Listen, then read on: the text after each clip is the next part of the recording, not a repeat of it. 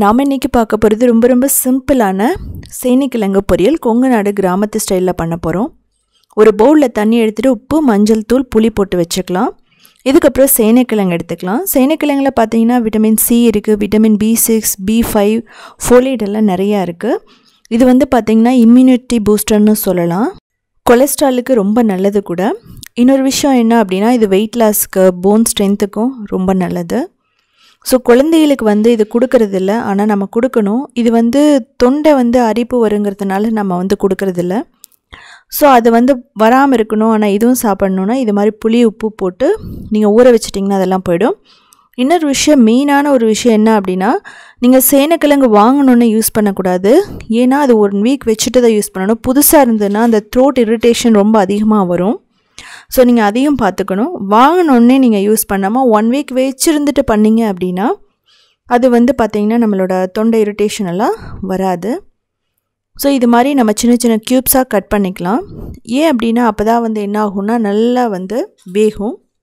இது மாதிரி ஸ்ட்ரைப்ஸாக கட் பண்ணிவிட்டு நீங்கள் பாயில் பண்ணி சிப்ஸ் மாதிரி கூட போடலாம். ஒரு 5 மினிட்ஸ் பாயில் பண்ணதுக்கப்புறம் நம்ம ஃபிங்கர் சிப்ஸ் மாதிரி கூட போடலாம். அது கூடிய சீக்கிரமாக நான் வீடியோ போடுறேன்.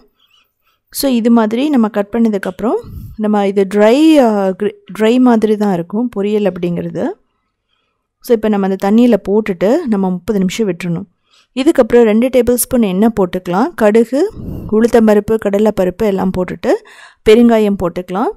அதுக்கப்புறம் பூண்டு, கருவேப்பிலை, வெங்காயம் நல்லா வதக்கணும் சாஃப்டாக வரைக்கும், ஆனால் ப்ரௌன் ஆகக்கூடாது. ஸோ பாருங்கள், இதுக்கப்புறம் உப்பு தேவையான அளவு போட்டுக்கலாம். மிளகாய் தூள், மஞ்சள் தூள், கொத்தமல்லி தூள் இதெல்லாம் போட்டுட்டு நல்லா வதக்கலாம். ஸோ சேனைக்கிழங்கு ரேராக தான் சாப்பிட்றோம், பட் ஆனால் நம்ம சாப்பிட்டாகணும். இப்போ இந்த தண்ணியை வடிச்சிட்டு நல்லா புளிஞ்சிட்டு தான் போடணும். இந்த ஊற வச்ச தண்ணியை நீங்கள் யூஸே பண்ணக்கூடாது. வேக வைக்கிறது கூட அந்த தண்ணியை நீங்கள் ரிமூவ் பண்ணிடலாம். இப்போ 3 நிமிஷம் நல்லா வதக்கணும். அதுக்கப்புறமா நம்ம தேவையான அளவு தண்ணி ஊற்றிட்டு நல்லா மூடி வச்சு குக் பண்ண போகிறோம். ஸோ இதுலேயே பார்த்திங்கன்னா நல்லா ரோஸ்ட் ஆகிடும். ஸோ தேவையான அளவு தண்ணி ஒரு 1.5 கப்லேருந்து 2 கப் தண்ணி ஊற்றலாம். ஸோ பாருங்கள், நல்லா கொதிக்கும் போது மூடி வச்சு ஒரு 8 நிமிஷம் தண்ணி எல்லாம் அப்சர்வ் பண்ண வரைக்கும் ஸோ மிக்ஸ் பண்ணி பாருங்கள். வெந்திருந்ததுன்னா சரி, வேகலைன்னா திரும்ப நீங்கள் மூடி வைங்க. தேவைப்பட தண்ணியும் ஊற்றிக்கலாம், ஒன்றும் பிரச்சனை இல்லை. புளி இல்லாதவங்க நீங்கள் லெமன் போட்டுக்கலாம், ஒன்றும் பிரச்சனை இல்லை. இன்னும் 3 நிமிஷம் இது குக் ஆகணும்.